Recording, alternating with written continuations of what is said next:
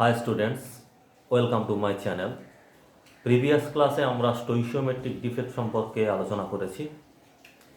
স্টোইশিওমেট্রিক ডিফেক্টে আমরা দেখেছি যে ডিফেক্টের ফলে ক্রিস্টালের স্টোইশিওমেট্রির কিন্তু কোনো পরিবর্তন হয় না, কিন্তু এমন অনেক নন স্টোইশিওমেট্রিক ইনঅর্গানিক সলিড আছে যেখানে সলিডের কনস্টিটিউয়েন্ট এলিমেন্টগুলো স্টোইশিওমেট্রিতে থাকে না,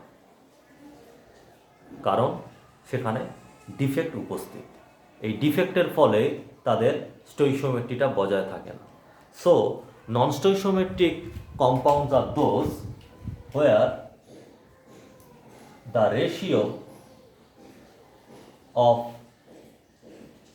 cation to anion are not represent as according to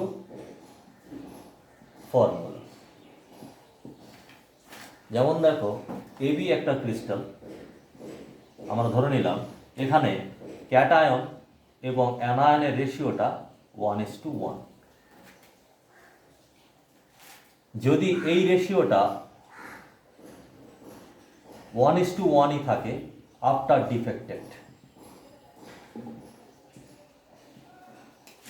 ডিফেক্টের ফলে যদি এ এবং বি এর রেশিওটা 1:1ই থাকে, তখন আমরা এদেরকে বলেছিলাম স্টোইশিওমেট্রিক ডিফেক্ট। বাট যদি ক্যাটায়ন এবং অ্যানায়নের রেশিওটা 1:1 না থেকে কোনো রকম পরিবর্তন হয়ে যায়, যেমন আমরা ধরে নিচ্ছি যে এই রেশিওটা ক্যাটায়ন টু অ্যানায়নের রেশিওটা হয়ে গেছে এখন 1:0.95, বা এমনও হতে পারে যে ক্যাটায়নের সংখ্যাটা কমে গেছে, অ্যানায়নের সংখ্যাটা বেড়ে গেছে, যেখানে এ প্লাস এবং বি মাইনাস এর রেশিওটা হচ্ছে 0.95:1। তাহলে এটার ক্ষেত্রে দেখতে পাচ্ছি মেটালটা এক্সেস হয়ে গেছে, এটার ক্ষেত্রে দেখতে পাচ্ছি আমরা মেটালটা ডেফিসিয়েন্ট হয়ে গেছে। এই ধরনের যে ডিফেক্টগুলো পাচ্ছি, এটা কখন হয়েছে? After defected.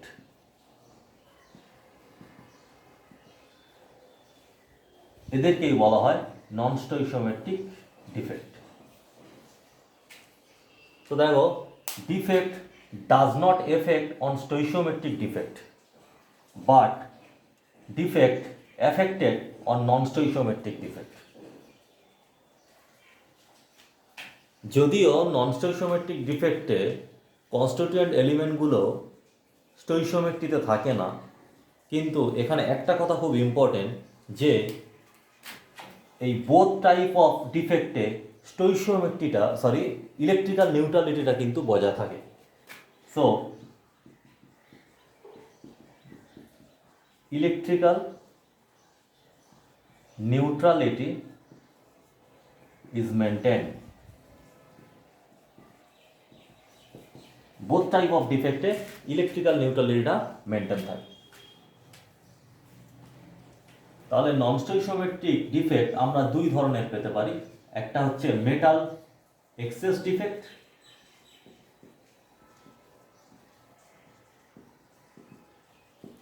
যেটা এটার ক্ষেত্রে হয়েছিল মেটালের পরিমাণটা এক্সেস হয়ে গেছিল। আর একটা কি পেয়েছি? Metal deficient defect.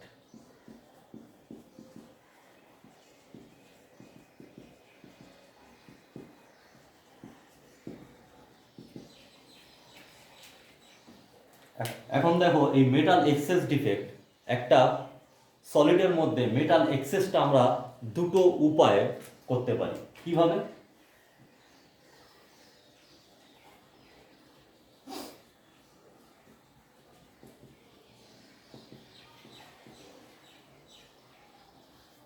Anionic vacancy সৃষ্টি করে করতে পারি। অ্যানায়নিক ভ্যাকান্সি সৃষ্টি করলে সেখানে মেটালটা এক্সেস হয়ে যেতে পারে, তাহলে অ্যানায়নিক ভ্যাকান্সি সৃষ্টি করে করতে পারি। আর কি করতে পারি? এক্সট্রা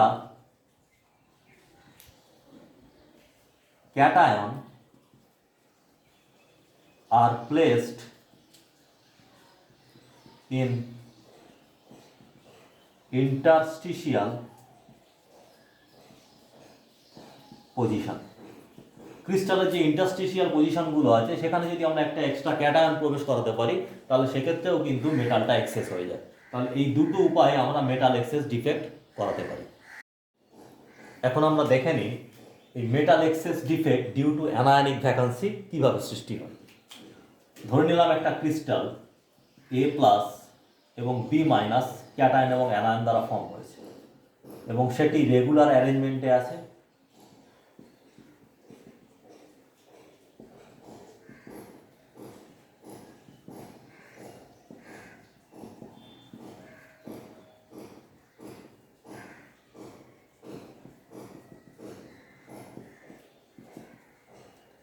এখানে দেখো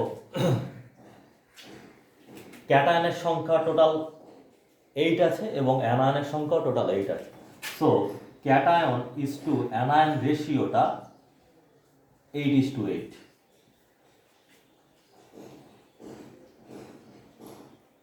মেটাল এক্সেস ডিফেক্টে কি হচ্ছে, কোনো একটা অ্যানায়ন একটা ভ্যাকান্সি সৃষ্টি করছে, মানে অ্যানায়ন তার রেসপেক্টিভ যে ল্যাটিস পয়েন্ট আছে সেই ল্যাটিস পয়েন্ট ছেড়ে ক্রিস্টাল থেকে বেরিয়ে যাচ্ছে, ফলে এখানে একটা কি সৃষ্টি হয়েছে, দ্যাট ইজ অ্যানায়নিক ভ্যাকান্সি সৃষ্টি হয়েছে।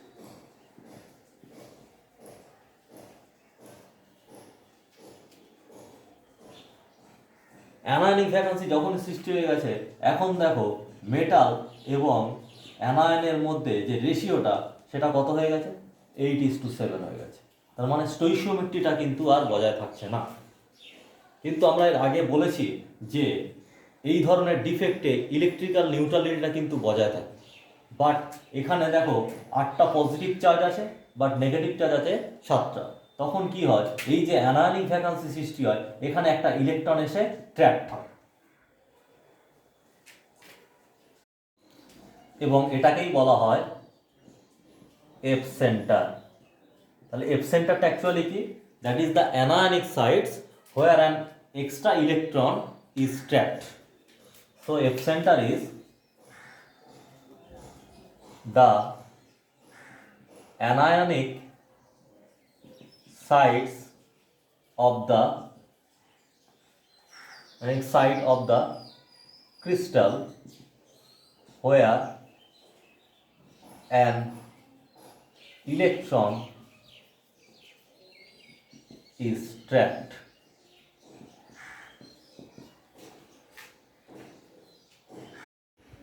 F সেন্টারের ফুল ফর্ম হলো ফারবিন জেন্টার, that means that produce colour, colour produce করতে পারে, সেই কারণে এটাকে এফ সেন্টার বলা হয়। তাহলে এফ সেন্টার থাকার জন্য ক্রিস্টালটা কি হয়ে যাচ্ছে, কালার শো করতে পারছে। ফর এক্সাম্পল, যেমন সোডিয়াম ক্লোরাইড ক্রিস্টালকে যদি আমরা সোডিয়াম ভেপার দিয়ে হিট করি, তার ফলে ক্রিস্টালটার কালার কি হয়ে যায়, ইয়েলো হয়ে যায়। তাহলে সোডিয়াম ক্লোরাইড ক্রিস্টালকে যখন সোডিয়াম ভেপার দিয়ে হিট করা হয়, তখন সোডিয়াম ক্লোরাইড ক্রিস্টালের কালারটা ইয়েলো হয়। এটা কেন হয় আমরা একটু বুঝে নিই। দেখো sodium plus Cl minus,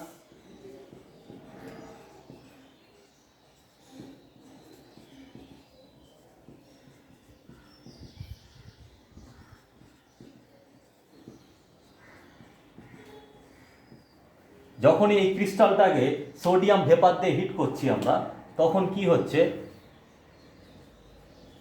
sodium vapour দিয়ে হিট করা হচ্ছে, তখন ক্রিস্টালের যে অ্যানায়নিক সাইট সেখানে যে Cl মাইনাসটা আছে, সেই Cl মাইনাসটা গিয়ে এই সোডিয়ামের সঙ্গে যুক্ত হয়। তাহলে এখানে কি তৈরি হয়ে গেল, একটা অ্যানায়নিক ভ্যাকান্সি তৈরি হয়ে গেল, that is called F centre.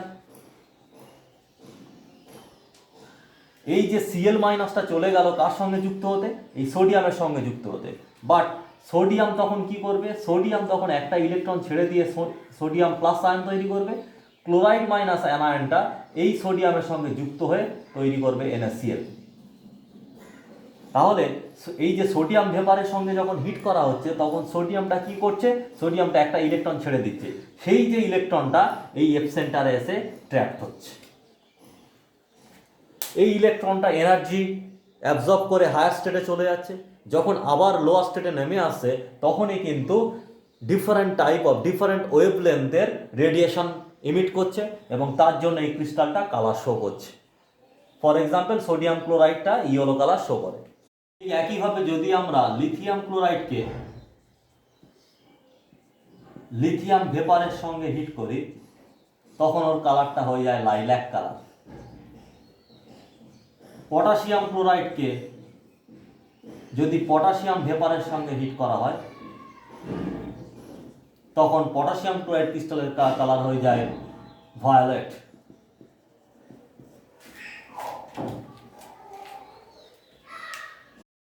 এখন আমরা দেখব যে metal excess defect due to extra cation in interstitial position. Interstitial পজিশনে যদি একটা এক্সট্রা ক্যাটায়ন চলে আসে তার ফলেও কিন্তু মেটাল এক্সেস ডিফেক্ট দেখা যায়। যেমন দেখো জিঙ্ক অক্সাইডের ক্রিস্টালটাকে যদি আমরা হিট করি তাহলে কি হয়, জিঙ্ক অক্সাইডের কালারটা হোয়াইট ছিল, সেখান থেকে হয়ে যায় ইয়েলো। মানে কোল্ড অবস্থায় জিঙ্ক অক্সাইড ছিল হোয়াইট, বাট যখন হিট করা হয় তখন সেটা ইয়েলো হয়ে যায়। কেন হয়? কারণ জিঙ্ক অক্সাইডকে যখন হিট করা হয় তখন কি হয়, Zn2+ আয়ন তৈরি হয় প্লাস ½ O2 প্লাস 2 ইলেকট্রন। এই যে অক্সিজেনটা থাকে, অক্সিজেনটা ফর্ম হলো, এই অক্সিজেনটা ক্রিস্টাল থেকে বেরিয়ে চলে যায় এবং এই যে অতিরিক্ত Zn2+টা, এই অতিরিক্ত Zn2+টা তখন ক্রিস্টালের ইন্টারস্টিশিয়াল যে পজিশনগুলো আছে সেই ইন্টারস্টিশিয়াল পজিশনে এসে স্থান দখল করে। দেখো ক্রিস্টালটা ডিফেক্টেড হওয়ার আগে Zn2+ অক্সাইড আয়নের রেশিওটা কত ছিল? 8:8। বাট আফটার ডিফেক্টেড যখন Zn2+টা ক্রিস্টালের ইন্টারস্টিশিয়াল পজিশনে চলে এসেছে তখন Zn2+O2- রেশিওটা হয়ে গেছে 9:8। So here metal is in access amount. এখন ক্রিস্টালটাকে ইলেকট্রিক্যালি নিউট্রাল রাখার জন্য এই যে দুটো ইলেকট্রন ছেড়ে দিয়েছিল জিঙ্কটা, সেই দুটো ইলেকট্রন এই Zn2+এর পার্শ্ববর্তী কোনো ইন্টারস্টিশিয়াল জায়গায় এসে স্থান দখল করে নিচ্ছে। তাহলে এখানে একটা ইলেকট্রন প্রবেশ করলো, এখানে একটা ধরে নিলাম ইলেকট্রন প্রবেশ করলো, তাহলে এই দুটো ইন্টারস্টিশিয়াল জায়গায় এই দুটো ইলেকট্রন স্থান দখল করেছে, ফলে ক্রিস্টালটা ইলেকট্রিক্যালি নিউট্রাল রয়েছে। সো নন স্টোইচিওমেট্রিক ডিফেক্টের আরেক ধাপ metal deficiency defect. Metal deficiency defect আমরা দুইভাবে ক্রিয়েট করতে পারি। একটা হচ্ছে cationic vacancy,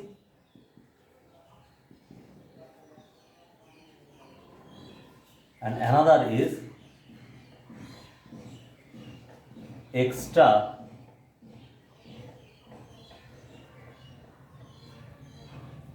anion placed in interstitial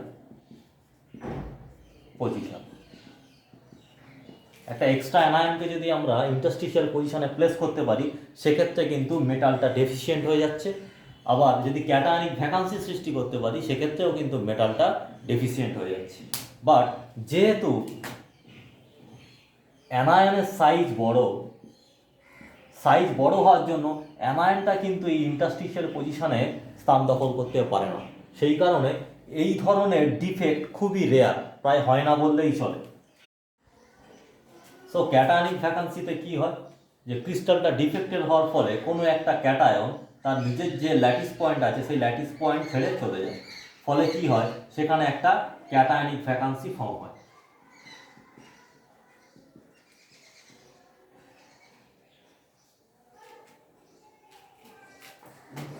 এই ক্রিস্টালটার ক্ষেত্রে দেখো আগে A+ এবং B- এর রেশিওটা ছিল 8:8, বাট এখন হয়ে গেছে 7:8। তার মানে কি, মেটালটা ডেফিসিয়েন্ট রয়েছে। তার মানে metal deficient defect due to cationic vacancy. Cationic vacancy সৃষ্টি হওয়ার জন্য মেটালটা ডেফিসিয়েন্ট হয়ে গেছে। আমরা আগে বলেছিলাম এই ধরনের ডিফেক্টের ক্ষেত্রে ইলেকট্রিক্যাল নিউট্রালিটিটা মেনটেন থাকে, বাট এখানে কিন্তু ইলেকট্রিক্যাল নিউট্রালিটি মেনটেন নেই। যেহেতু একটা ক্যাটায়ন বেরিয়ে চলে গেছে, ইলেকট্রিক্যাল নিউট্রালিটিটা বজায় আর থাকছে না। সেই কারণে কি হয়, ইলেকট্রিক্যাল নিউট্রালিটিটা বজায় রাখার জন্য এই যে ক্যাটায়নিক ভ্যাকান্সিটা সৃষ্টি হয়েছে এর পার্শ্ববর্তী কোনো ক্যাটায়ন নেক্সট হায়ার অক্সিডেশন স্টেটে চলে যাচ্ছে। তাহলে এর অক্সিডেশন স্টেট ছিল A+, next higher oxidation state F2+ চলে গেছে। সেই কারণে এই ধরনের ডিফেক্ট সাধারণত সেই সমস্ত ক্রিস্টালের মধ্যেই দেখা যায় যে সমস্ত ক্রিস্টালে মেটাল ভেরিয়েবল ভ্যালেন্সি শো করতে পারে। তার মানে মেটালটার কি থাকতে হবে? মেটালটা থাকতে হবে variable valency.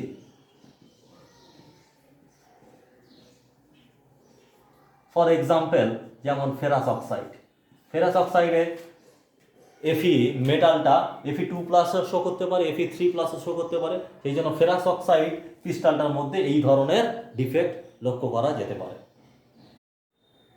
So metal deficient defect সম্পর্কিত একটি প্রবলেম আমরা একটু করে দেখে নিই। এখানে বলছে যে analysis shows that nickel oxide has the formula Ni.980. What fraction of nickel exists as Ni2+ and Ni3+ ion? So আমরা এখানে ধরে নিচ্ছি let the number of Ni3+ be x. So number of Ni2+ is equals to 0.98 minus x. যেহেতু Ni3+টা x সংখ্যক আছে তাই Ni2+টা কত হবে? 0.98 minus x.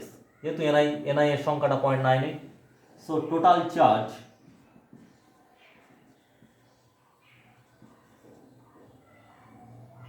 is equals to 3x plus 2 into 0.98 minus x.